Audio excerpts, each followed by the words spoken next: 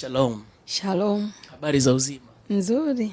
Pole kwa yale yaliyoendelea mitandaoni. Asante sana. Ndio, Watanzania wanakusikia, wameiona sehemu ya interview yako ambayo imetrendi na ikapelekea kumuona mwimbaji mwenzio akizungumza yale ambayo ameyazungumza. Kwako kwa nafasi hii ulikuwa na kipi cha kuzungumza kuhusiana na haya yote? Ni kweli kumetokea shida nilikuwa na interview mahali kwa ajili yangu binafsi. Lakini kuna kipande ambacho niliulizwa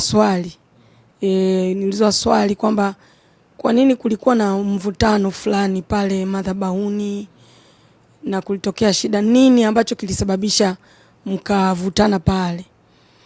Kwa hiyo ilibidi nijieleze.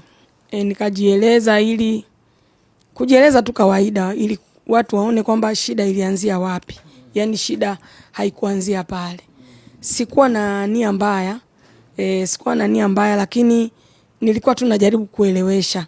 Sasa ndio naona limekuwa baya kwa mwenzangu, na mimi acha tu nishuke. Neno la Mungu linasema katika Waebrania 12:14 kwamba tafuteni kwa bidii kuwa na amani na watu wote na huo utakatifu ambao hapana mtu atakayemwona Bwana asipokuwa nao.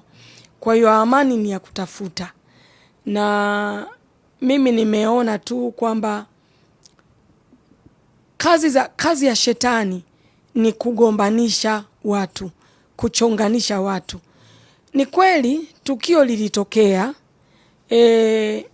lakini yawezekana sikutakiwa kulisema hadharani. Kwa hiyo yawezekana nilitakiwa tu nikae nalo, ninyamanze nalo, lakini sasa pale nilipohojiwa nikajieleza, naona imeleta shida. Mimi niko hapa kuomba msamaha kwa mwimbaji mwenzangu, mtumishi mwenzangu katika shamba la Bwana, Martha Mwaipaja. Naomba anisamehe popote ambapo nimemuumiza au nimefanya ambavyo hakupenda. Haikuwa lengo langu, lakini kwa hapa kumuomba, naomba msamaha, anisamehe. Na Mungu anapenda amani, tukae kwa amani.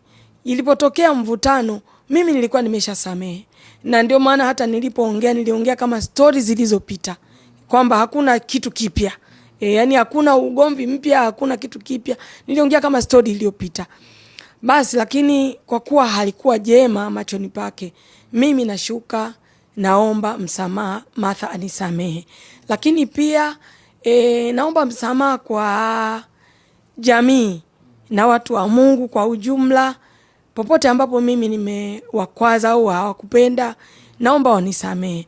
Lakini pia kwa kanisa la Mungu, wale ambao wamekwazwa na hili jambo, naomba wanisamehe, na ninaahidi kwamba hili halitatokea tena.